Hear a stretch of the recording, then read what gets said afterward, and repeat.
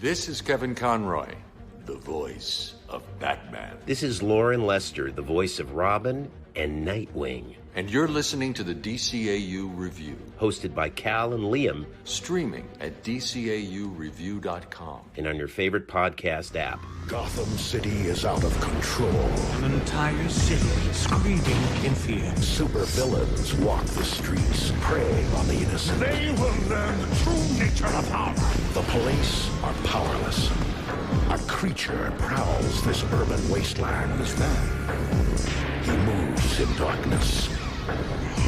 For some, he is a rumor, a name whispered in the corridors of the underworld, waiting for the chance to strike. Let every criminal know the acid taste of fear. You're crazy! Bat! Giant bat! Gotham has forgotten what justice means. The Dark Knight is here to remind them. Who are you? Batman. Good guys wear black. Welcome, everyone, to episode 202 of the DCAU Review. That rhymes. My name is Liam, and with me, as he always is Cal. Cal, we are wrapping up the month of March here, and we have a pretty fun last episode of Batman the Animated Series to talk about, at least for right now. That is right. You're a poet, and you didn't even know it. Look at you. Look, I'm a poet too. Runs in the family. There we go. That's right, Liam. We are wrapping up a fun month. It's been a monumental month. We had our 200th episode just a few weeks ago. Last week, we had just an amazing opportunity to have Jordan Gibson on the podcast as well. If you've not checked out either of those episodes, make sure you check them out in the archives at DCAUreview.com or on your favorite podcast app or on the Pod Tower on YouTube. Those are options for you to check out those episodes. Some really fun things we've covered this month. But yeah, we wrap things up with one of those episodes that if you watched all of Batman the Animated Series, probably stands out as one of the more memorable ones just because of the who the main antagonist is.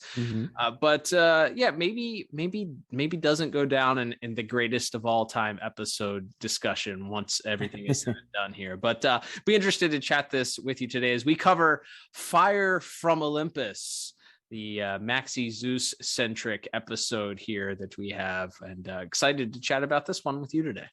Absolutely, definitely a lot to get to with our four categories of plot, visuals, music, and voice acting. But before we get there, Cal, we have a couple of pieces of business to take care of. First being, of course, the air date, which you will give us in just a moment. And of course, I must also read the official IMDb synopsis, sponsored by the Pod Tower YouTube channel, where you can hear our reviews as well as content from some other great DCAU content creators. So before I hit this synopsis, Cal, let's find out when this episode originally aired. That's right, Liam. It originally aired back on the Fox Kids network, or Fox Kids affiliates, back on May the 24th, 1993, meaning we're coming up here on the 24-year anniversary. I'm sorry, the 29-year anniversary, not the 24-year, 29-year anniversary of this episode's original debut. That's right, and this is the synopsis for Fire from Olympus, which has a story by Paul Dini with its official writing credit given to Judith and Garfield Reeves Stevens. Hyphenated last name there. It is directed by Dan Reba with music by the great Shirley Walker. And another episode this week with animation by Dong Ying, but with layouts by Spectrum. And though that synopsis reads as such: an energy weapon developed army has disappeared, and Batman discovers that a mad shipping magnate who now fancies himself the god Zeus will use it to devastate Gotham. All right. They tripped me up with the word fancy. I was going to say, I would normally, for the length of that description, like there's a fine line between like one that's way too short, clearly just tried to fill in, get in and get out as quickly as possible. Like, that's not good. And then there's the ones that go on and on and on and on, which kind of like this one did. However, the fact that they use the word fancies himself, the phrase fancies himself, I think gives some extra points to this. I give that a B+.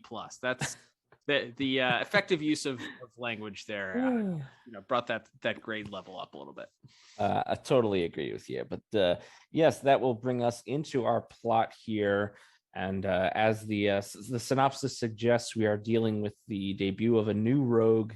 We kind of actually have a little bit of it's not quite a cold open in the sense that we do get the title sequence, of course, first, and then we get our great title card, which we'll certainly talk about in visuals. But we see Commissioner Gordon sort of standing on the streets of Gotham, seemingly waiting to meet up with some sort of associate or informant. And before that person can meet up with Gordon, he is accosted by two thugs who it's very clear that things are going wrong for this man, who we come to find out his name's Stavros. And as he sort of tries to run away from the thugs, he ends up down an alley with a dead end, seemingly almost literally, as a man sort of completely encased in silhouette comes out and makes some pretty grand proclamations about having to come down to the world of mortals.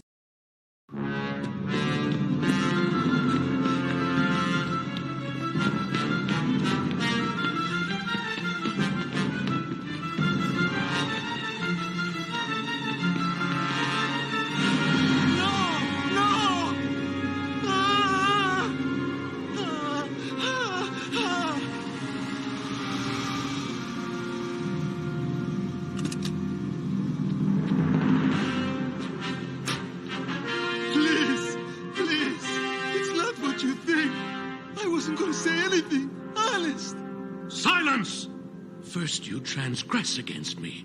Then you force me to descend to the mortal plane. And now you say I know not what I think? No! To the depths of Tartarus with you!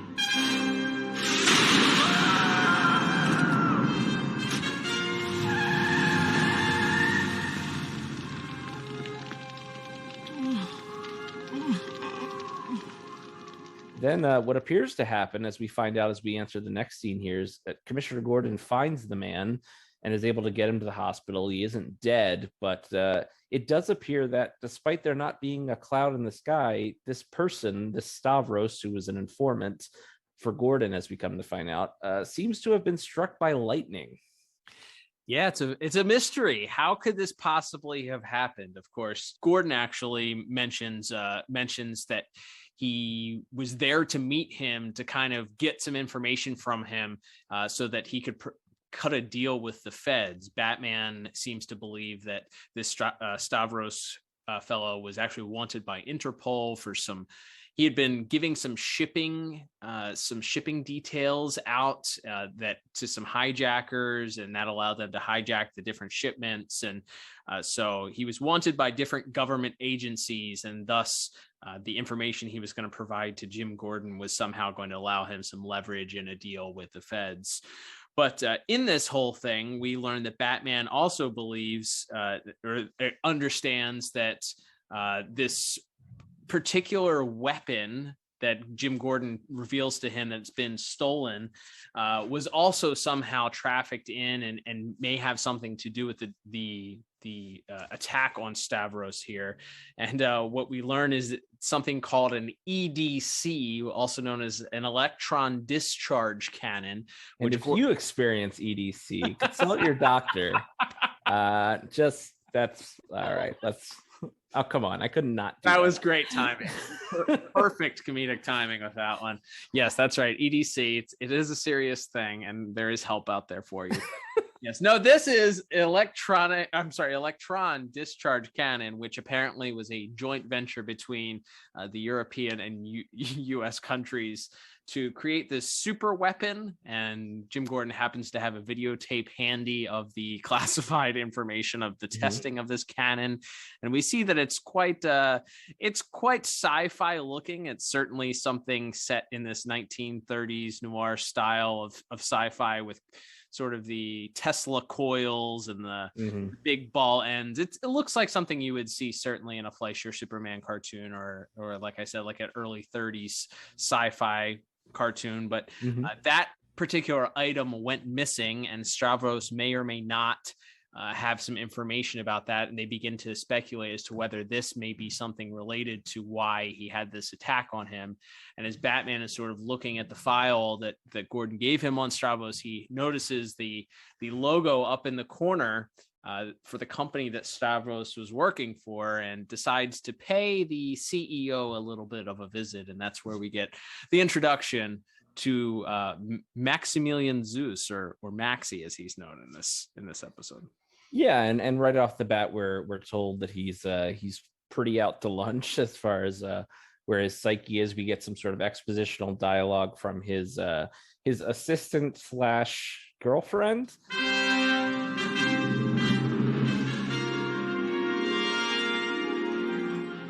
The grand jury is building another case, and I can't stop them this time. There are allegations of bribery, extortion, and racketeering, all pointing back to you, Max. Sure, I'm your assistant, but there's only so much I can do on my own. Max? Maxie? Come on, look at me when I'm talking to you. You bore me with these tales of petty human concerns. You're doing it again, Maxie. You are Cleo, my muse of history. Amuse me with tales of ancient times when mortals trembled at the name of Zeus. You want a story? I got one. Seems there was this guy named Max who, because he had been lucky so far in the smuggling racket, believed himself to be untouchable, superior, godlike. There's a cynical edge to your voice I don't appreciate. Know you not, I am above mortal constraints of right and wrong? No one is above the law, Max. I make my own laws. Cleo, who is she's explaining that that the feds are really building a case against him this time, and they need to take it seriously, and they're not going to be able to protect him forever. And he's just completely and totally seems convinced that he is in fact, that isn't just a nickname, that he is in fact the mythical god Zeus, and that any of these problems facing him are nothing because of his great power. And before we can have too much further dialogue between those two, we see the bat plane just hovering up towards the top of this giant skyscraper, which is sort of structured, and we'll certainly talk about that in visuals, I'm sure. Sort of structured, the top of it is structured like a Greek temple, or with like pillars and everything. It's this big open air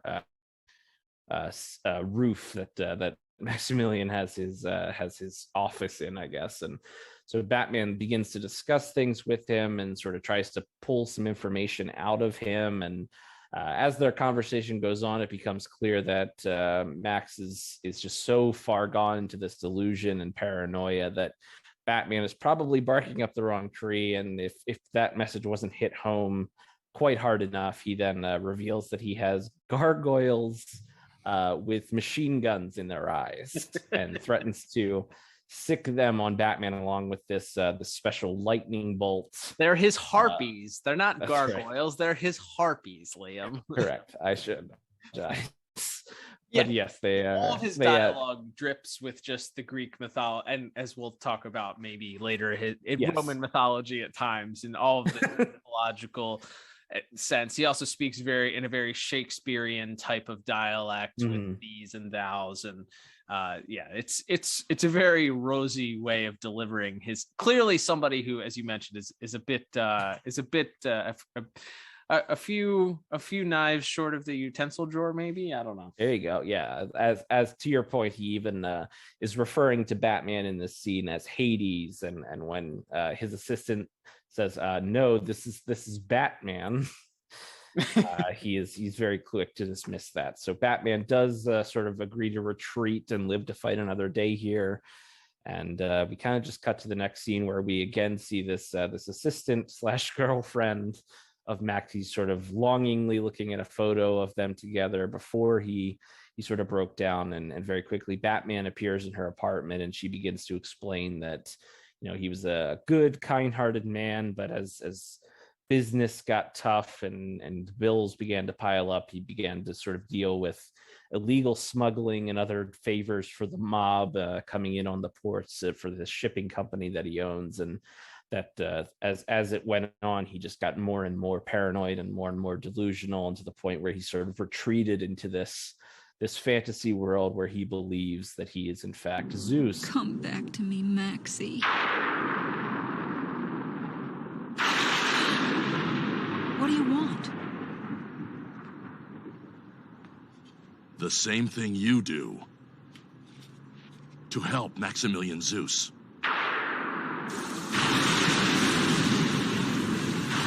He wasn't always this way, you know. But then business got bad and he started handling cargo for the mob. After a while, with the pressure, the tension, things got confused. He's not living in the real world anymore. Maybe you can relate to that. You're the only one who can get me close enough to help him, while some of the man you knew still exists. So she and Batman kind of hatch a plan that I guess, I don't know if we wait till the end to talk about this. This is like where this episode breaks down a little bit for me, because Batman's plan is he rides in her trunk of her car. She leaves him in the parking garage, and then immediately they both get caught.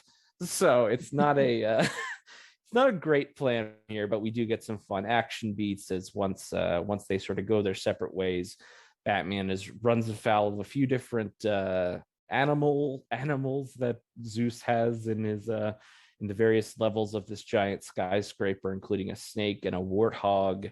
And we see, in fact, that while that is going on, while Batman continues to sort of tangle with those things, Cleo sort of makes one last appeal to Max to get him to stop all of this insanity. And it seems like she might get through to him for just a moment, but then the madness returns, and he not only does he still want to go ahead and begin firing this electron discharge cannon all over Gotham, but he's going to strap her to the front of it and really just show her, and he believes that the fire of Olympus will baptize her and turn her into a goddess. So he's just really well and truly gone, and that kind of sets up our final act here. That's right. Yeah, that's not or that's immediately after, by the way. Finally, we get to see why there are no police blimps in real life. The Zeppelins of the 1930s didn't carry over into the modern world just because of the potential fiery crashes that were discovered when the original Led Zeppelin went up in flames. So maybe we learned a little bit of that as he uses this this cannon to blast one of the police blimps out of the sky. There's a bit of dialogue there where she's like, Maxie, someone could have been killed, which definitely was put in there to avoid standards and practices issues, because clearly ain't nobody surviving a fiery blimp crash in the blimp, let alone the people on the ground where the blimp crashes into the crowded streets below. But somebody could have been killed was the throwaway line. But yes, as you mentioned, she's strapped to this cannon, and as the cannon begins to warm up, of course, Batman reveals himself to be there, having survived not only a battle with what appears to be an anaconda or something, some sort of large, gigantic snake, and then on top of that, also a wild boar who ran through a wall and ultimately kind of hurled Batman off of a ledge. Batman survives a many-story drop by hanging onto the side of the building, and then manages to scale up the rest of the building to reveal himself just in time. And as we mentioned before, so Zeus had two cronies. He had two henchmen, one of whom he shocked and incapacitated because he refused to strap Cleo to the front of the weapon. The other one did listen to him, but then at this point, when Batman's there, he figures that, hey, this is probably getting a little bit too crazy, and Zeus decides to turn the aforementioned what did we call them?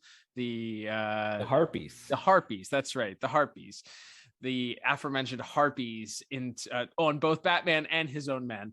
So these machine gun, their eyes are actually machine guns, and they're shooting, and they sort of, are just shooting everything in their path. So Batman and luckily the one hench guy jumps in the pool, which apparently bullets cannot go into water. So that's good news for the henchman. He's able to be safe because of that. And Batman, despite there's this one visual, which I guess I could have saved to talk about it, visuals, despite Batman literally standing in front of the gunfire at one point, is not hit by the other. He manages to pull one of them over, and then he manages to pull a grenade, a bat grenade. Just a straight up grenade. Pulls it out, jams it into the harpy's mouth, which is a kind of a cool thing, and causes it to explode, which allows him to get over and save Cleo before the actual cannon kicks off. He's able to disable the weapon and pull her off of it. And as Batman appears to have been hurled to his death, as he and Zeus, Maxie Zeus, go into fisticuffs at that point. Batman manages to come back and kind of surprise sneak attack, grab Zeus's thunderbolt and hurl it towards the cannon before he can actually launch it, as he was probably going to just begin a destructive path at this point and kill all of the citizens of Gotham. But he hurls his thunderbolt that he's been carrying around, that's been electrifying people, and hurls it into the cannon, which causes the cannon to malfunction.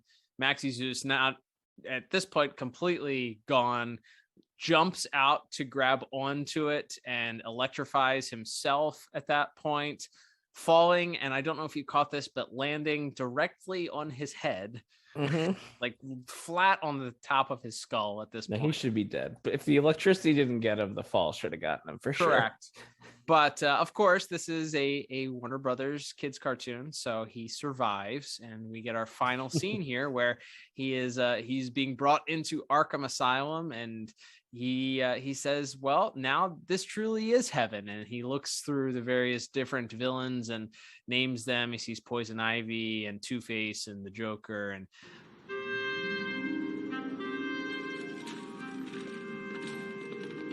now this is truly Olympus. Surely it can be no other place. There's beautiful Demeter, goddess of the harvest. And double-faced Janus, lord of beginnings and endings.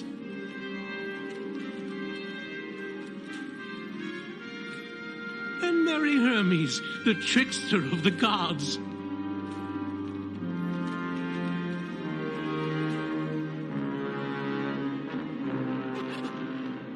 Now at last, mighty Zeus is home.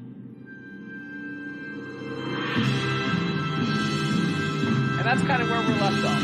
He believes he's truly home now, and we get a pan-out shot on Arkham Asylum at that point. So I guess all's well that ends well. Yeah, so I guess we can go ahead and give our final thoughts here on the plot and get to our scores here.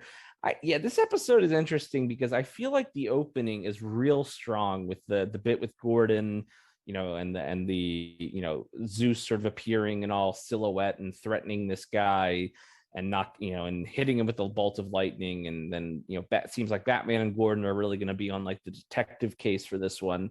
But then Batman figures out who's responsible like 3 minutes into the show. And then it felt like, well, he can't fight him yet. So he has to show up and then leave and come back.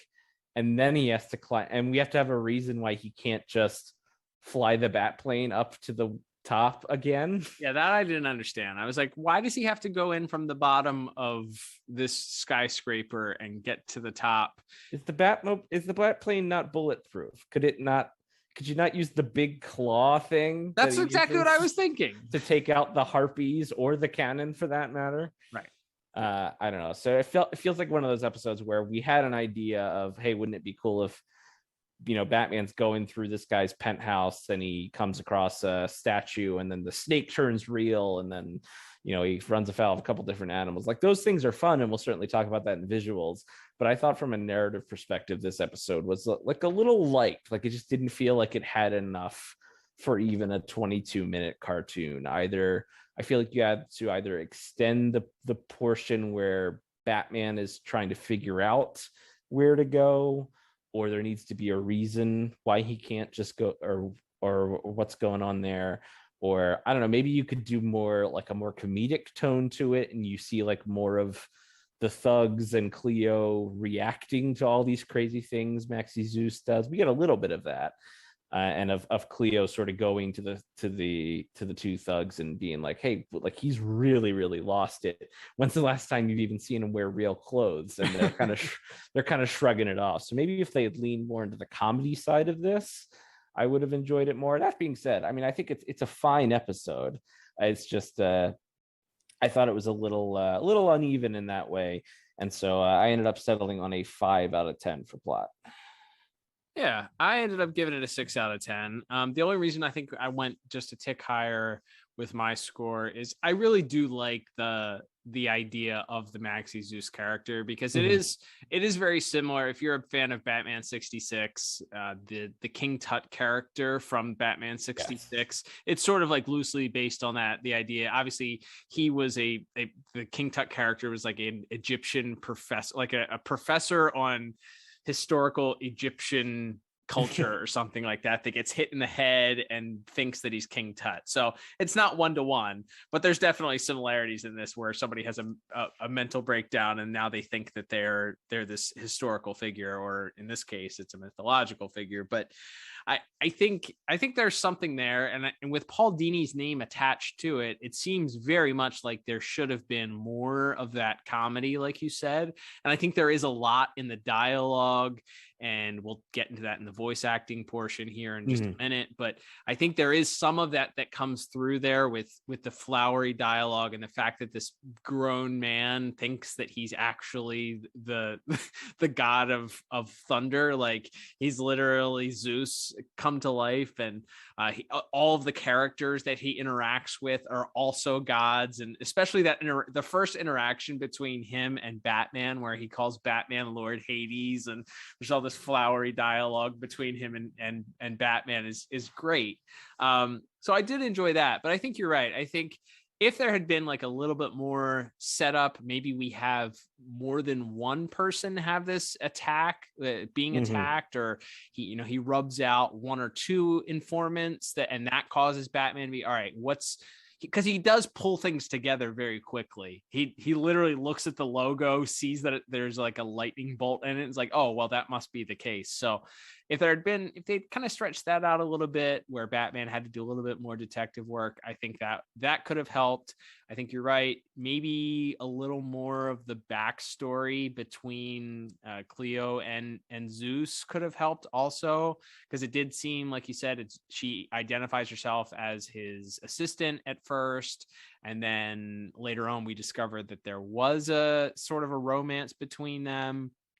But I guess maybe they didn't want it to be too similar to Two-Face, or maybe some of the part of the last Clayface episode, or some of those other ones where you already have had the damsel that's not quite in distress, but is the supportive girlfriend that's just distraught because the man that she loves has gone off the deep end, and she has to do what she has to do to try and save him from it. So I guess maybe they were going for something a little different there, but it does feel it's light on action, and the fact that you had to have Batman tackle an anaconda and a wild boar as your main sort of it's like your midpoint action point for the episode, because it is just Maxie Zeus literally is just a guy. He's physically seems a bit intimidating. He seems to be bigger than Batman size wise, but there's nothing that we know of that would lend us to think that he would be anything of a challenge to Batman, other than the fact that he has this weapon with him. So maybe if there was an initial fight between the two of them where he got the best of Batman, and then we get round 2 where now Batman has to overcome whatever he lost in the first one, that could have added to it. But I don't think you're wrong. I think there's a lot of pieces here that feel like they were parts of episodes. Like this would have been a good straight comedy episode, or this would have been a great tragedy episode, or a great Batman has to do detective work episode, but Yeah. it's just kind of cherry picked, and we kind of get little pieces of all of those things, and it just kind of makes it a bit of an average showing of it. Yeah, I think that's totally fair, and reflected in both of our scores. That will move us on to visuals and animation. As mentioned, this episode was directed by Dan Reba, and we have once again this week animation provided by Dong Yang, but with a layout services by Spectrum. So, what stood out to you this week as far as the visuals, Cal?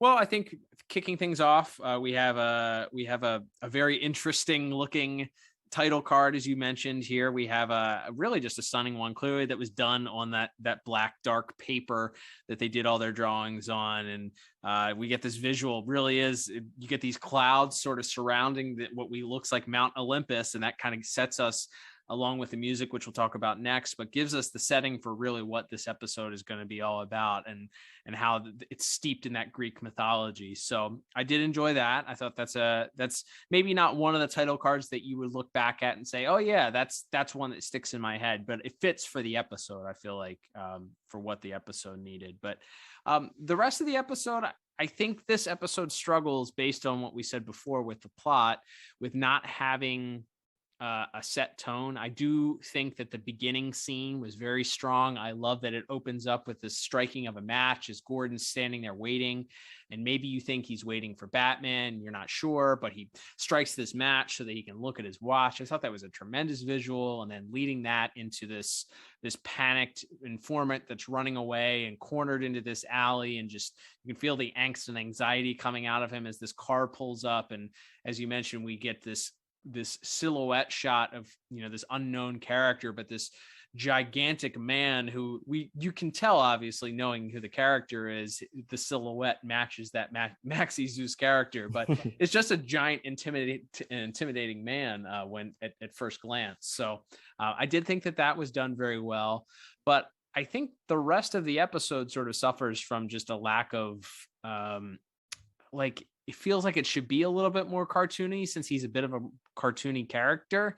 I get it. He's just a businessman, but he also happens to have like this chess set that features different characters and stuff like that on it. And he has a place where he's hidden his giant cannon that sort of comes out of the roof of his building and has these giant doors that opens up and it swings out, and he has this thunderbolt. So maybe having some more, I don't know, mythological items on his rooftop that could have been interesting to look at, could have helped out. But I think that, like I said, I think this suffered a little bit because there's not a ton of action in it. We get Batman investigating a little bit. We get this scene between him and Zeus on the roof, like I said is good for the plot and certainly the voice acting. But really, we don't get much action until Batman gets discovered and ends up having this battle with the Anaconda. And then I did like the wild boar, because you're staring at what looks like a tunnel, and it's a trick because the screen begins shaking and you think that something's going to come out of this, and then you realize it's a wall and something bursts through the wall as opposed to it actually being a tunnel.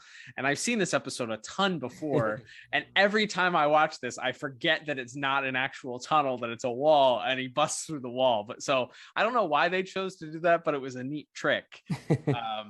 So I did enjoy that. And I think there is one scene as Batman goes to Cleo's apartment to kind of get information about what happened to Maxie and why he is the way that he is. And she's sitting there on her couch, sort of crying and looking at this picture of herself and Maxie in better times. And the lightning strikes and Batman appears over her shoulder and kind of spooks her. But those surprise Batman appearances are always fun. I think other than that, though, I liked the harpies. Those are kind of cool. I remember those gargoyle things with the machine gun eyes. Those are some pretty neat looking designs. I love that the mouth was just big enough for Batman to shove a grenade in. And then we do get to see the head bounce over in sort of, hey, this isn't a real thing, so we can be as gross. That's right. And dismember as many things as we can with this. And then I think going back to the original introduction as Batman comes up to quote unquote Mount Olympus for the first time to visit Zeus, we get him coming out of the bat plane was a neat reveal. But other than that, I didn't have a ton. That seems like maybe more than I said originally, but I don't feel like there's a lot that's memorable from the episode that was worth notating where I went, oh, that's great. What about you?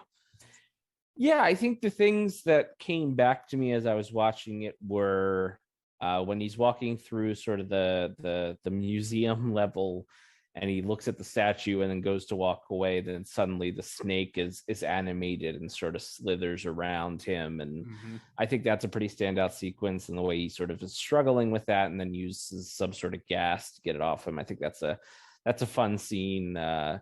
There's a shot kind of right at the end once Cleo has been strapped to the cannon and it looks like all hope is lost, where all of a sudden Batman, having survived his fall out the window thanks to the warthog, finally appears on top of the thing, and just kind of again see him sort of rising up from below. And I think there's definitely some cool Batman appearing shots throughout this episode. And that opening sequence, I think, as I mentioned, when Stavros is kind of runs into the dead end, and then he turns around and Maxie Zeus steps out of the car, and he's completely in silhouette, and he's doing this long dramatic monologue to him, and then you see the lightning bolt sort of rise up, and then you hear the sound effect, and then you see Gordon kind of hear the noise, then go running towards it. I think that's a really striking opening sequence to an episode as well. So yeah, I don't think there's anything fantastic in this episode, maybe not what you would expect, especially from the same animation team that brought us last week's episode, which had very high scores from all three of us. But that being said, I think it's solid. There's nothing too great. There's nothing too bad. I ended up settling on a 6 out of 10 for my visuals. Nice. Yeah.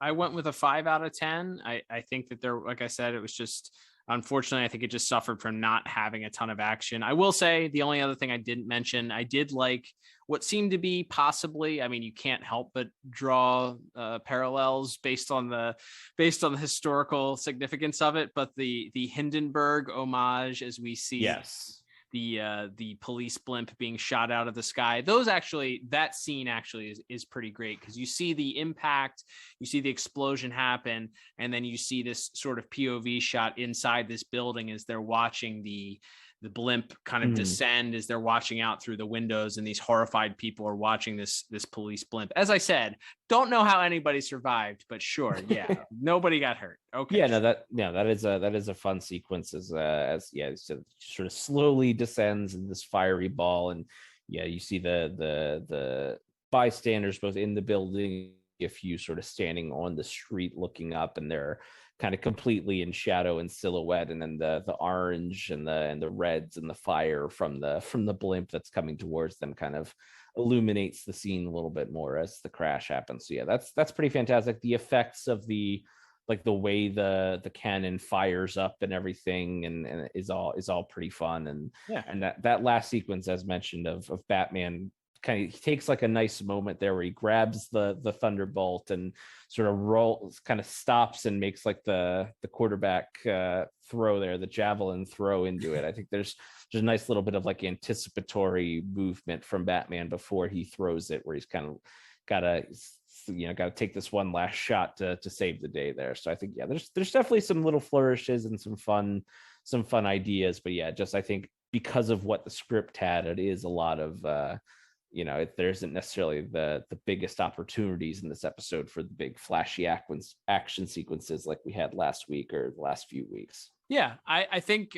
you mentioned it when we were talking about in plot too, but I will say that the setting, like the idea that this office space or this penthouse on top of this gigantic skyscraper, it looks like something like you said, right out of of Greek mythology or something, that sort of the Colosseum or Roman Colosseum, not the Roman Colosseum, but what's the eighth wonder of the world or one of the seventh wonder of the worlds that's the Roman temple, in Athens, I think. I think it's in Athens. Yeah, the Greek temple.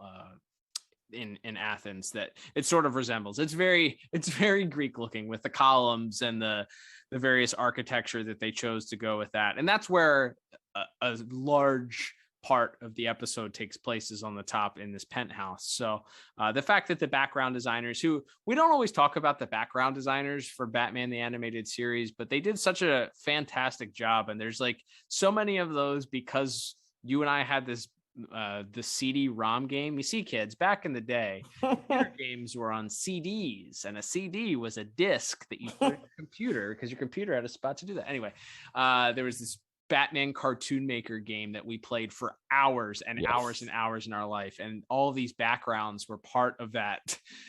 These famous like backgrounds. Eric Radomski did a lot of the artwork famously for the backgrounds on this dark paper, and game gives the scenes really that noir feeling. And so many of the scenes here are so dark because it takes place at night, but it adds such a authentic feel to this, that this guy clearly has an obsession with Greek mythology and Greek architecture and all of that. So it really drives that home. So I really think that the background work here is worth noting as well.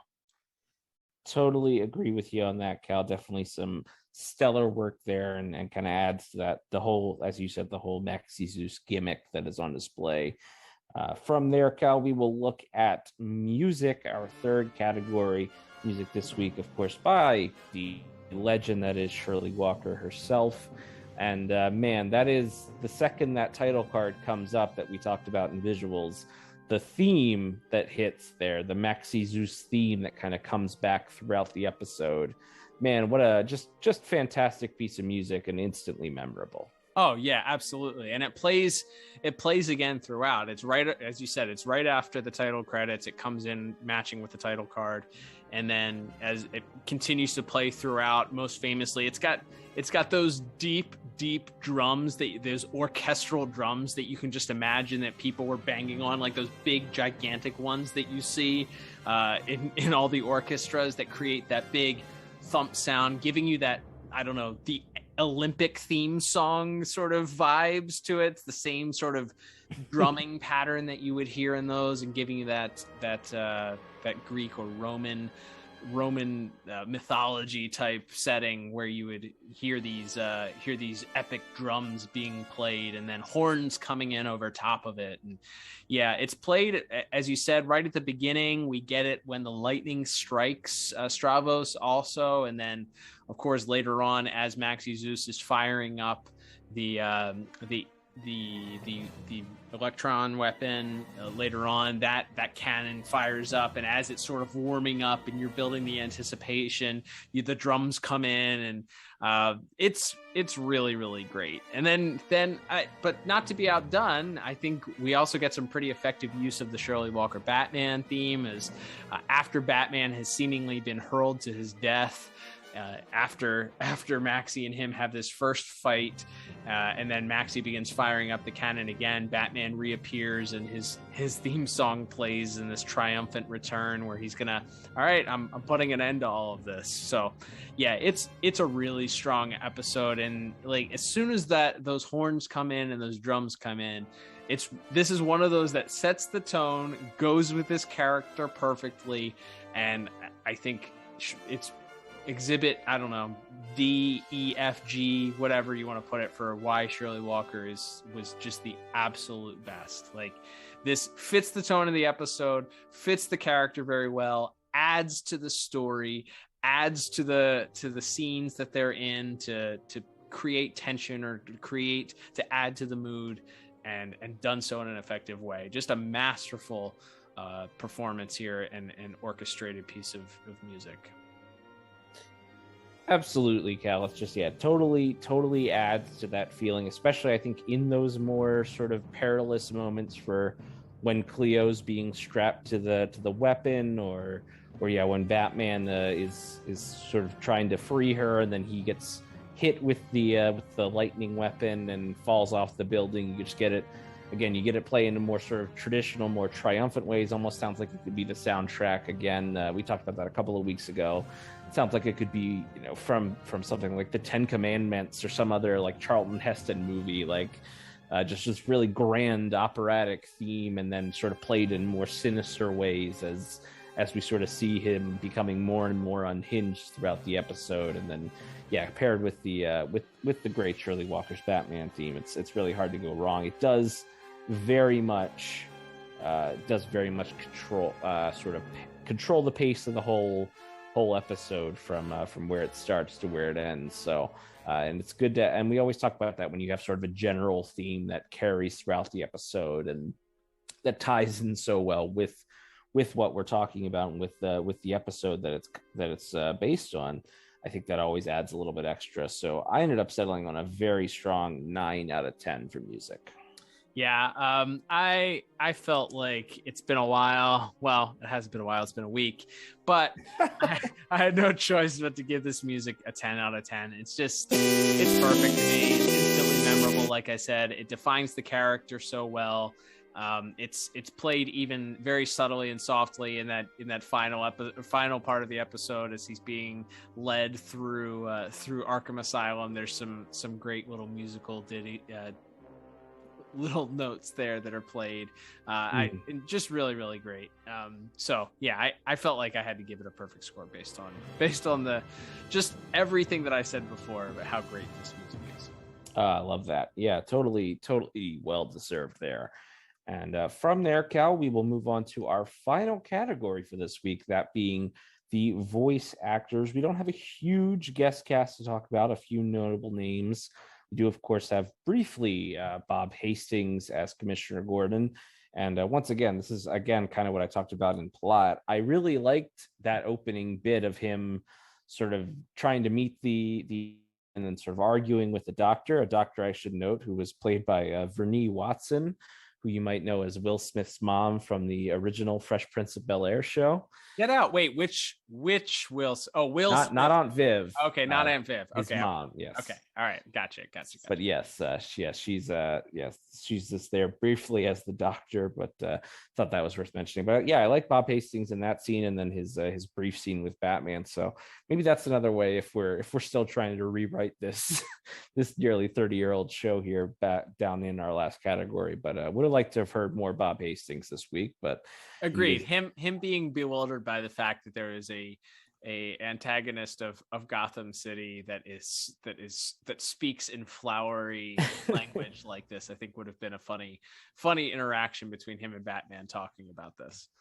Absolutely. But elsewhere in the plot, we do have playing Cleo, the assistant / girlfriend of Maxie Zeus. We have Bess Armstrong, who you talk about just like an actress who has been on every show for the last 20 or 30 years. She is one of them, both doing voice acting and live action roles in things like Jaws 3D, as well as Grey's Anatomy more recently. And a lot, if you look at her IMDb page, it's a ton of, 1 episode here, 3 episodes here, 2 episodes there on a lot of different network television shows and sitcoms.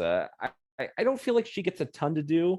I do think she has maybe one moment towards the end of the episode where she's really sort of pleading with him to stop this and let it all go, where I think she gets a little bit more to do, but she's mostly just there to kind of be to dump a little exposition about how Maxie Zeus became Maxie Zeus, and then to kind of stand there and go, oh no, as Batman and Maxie Zeus sort of fight around her. Yeah, I don't think it was bad. I think there were times that lines felt like they were a little bit over the top, like when she was kind of talking to Maxie, but really talking to herself and sort of wondering what's happened to him. It seemed a little bit of overacting for my taste, at least. But I think that, as you mentioned, like once she witnesses him turning the cannon on the police, and then after she's strapped to it, and then even after she escapes from it, or Batman cuts her off of it, and she's beginning to witness him firing up the cannon again, and then watches Maxie, this man who she loves, insanely jump off of the building to attempt to grab onto this lightning bolt staff that he's been carrying around, is quite heartbreaking. And I think that her performance does well to certainly express the heartbreak that she has in those moments.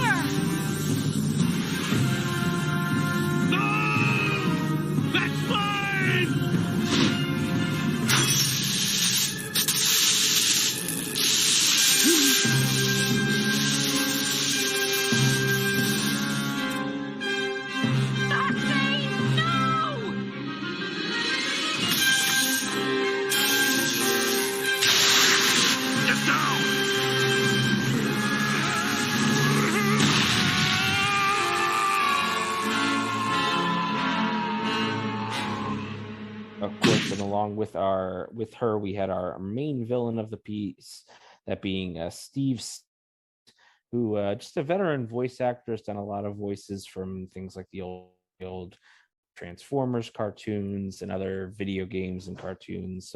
Maybe most famously did a voice in Monsters Inc. But playing Maxie Zeus here, man, he really nails the flowery, crazy Greek god speeches that he's given here. Just wall to wall soliloquies and silly things for a guy to say that he really commits to. Yeah, absolutely. I think Mr. Suskind he was perfectly cast. Like, I don't know a whole bunch about, but it really seems like this fit him. And he had the opportunity to overact, because in this case the character was called to overact because he's, as I mentioned, delivering all this very flowery, over the top thespian sort of Shakespearean type of dialogue, using these and thous, and speaking as if he was this Greek god, perhaps in a dramatization, if you will. So yeah, I think he excelled at it. I thought that he did a really strong had a really strong performance for this week. It's a shame that this is really the only appearance that we get of this character, because I feel like he certainly would have been one to revisit again, based on the dialogue that he was given and the performance that he had from it. So I think he having the lion's share of the dialogue for this week's episode certainly wasn't in bad hands, because I think the performance that came off was to be this over the top character, and I feel like he filled those shoes pretty well. Absolutely, yeah. He's a lot of fun, and like we said, you wish he had a bit more to do in the script. Like I said, he delivers those monologues tremendously well. But again, I feel like you really could have played up the comedic side of this character, especially him playing off the two thugs. But that being said, yeah, nothing to fault with his personal performance. A great job there. And of course, again, we have Kevin Conroy's Batman, who, unlike last week, where he was absolutely the main attraction, playing the hero and the villain, not a lot for Batman to do this week. A lot of just sort of general reacting to Maxie Zeus. I do think he gets some fun dialogue in that first interaction they had, where Maxie keeps calling him Hades and all of that, and him just sort of generally reacting with that sort of quiet, sarcastic wit about him. But yeah, not a ton for our main actor to do this week, but obviously a solid job nonetheless. Who dares? Of course, like the shadow of ebon-winged night, he rises from the dark realm. Behold, the coming of my brother, Lord Hades!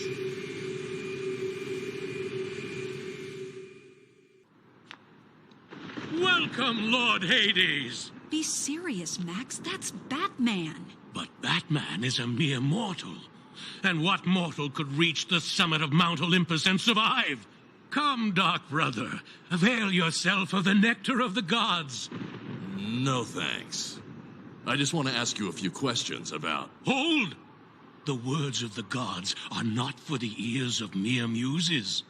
Yep, that's me, just a lowly muse. Whatever. Now, my brother, what brings you to me? Has Lord Vulcan been causing you trouble again? Yeah, he plays off Mr. Suskind pretty well, and I think that, as you mentioned, that their first interaction, and then Batman, he does have that short interaction with Cleo a little bit later, where he sort of has to appeal and hope that she will help him, even though it's hard for her at this point to see Maxie the way that he is. She still, of course, has some loyalty to him, and for Batman to have to appeal to her to get the help that Maxie needs while he still has the ability to. I think Kevin Conroy's compassion and that gentle nature that Batman sort of has under the surface there that we've talked about even in last week's episode, I think it does comes out again in Mr. Conroy's performance. So yeah, it's not a lot for him to do, but unsurprisingly, what he was given to do was pretty darn good. Absolutely, Cal. And I guess that will bring us to our scores for voice acting here. Tallying everything up, I think Mr. Suskin's really, really strong. I don't think most of the rest of the cast really gets enough to do. But really just on the strength of his performance alone, I ended up giving this a pretty strong 7 out of 10. Nice. I went just a tick higher. I went 8 out of 10. I think that, Mr. Suskin's performance, because he has the lion's share and he just knocks it out of the park with his over-the-top nature for an over-the-top character. And the fact that he sold it, he went all in, he didn't hold back, I think paid off for this. So yeah, I went just a tick higher with an 8 out of 10. Love it. Yeah. So that will begin to have us look at our final scores, and tallying everything up here. I have a final score of 27 out of 40. Nice. And we differed on a couple of scores here. So I'm just a couple of ticks higher. I went with a 29 out of 40.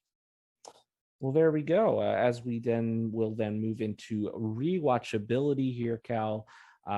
This character does not come back on screen. Unfortunately, we do get some appearances from him in the various DCAU tie-in comics, but not a lot more to say about Maxie Zeus, the character in this series going forward. When it comes to rewatchability, what say you?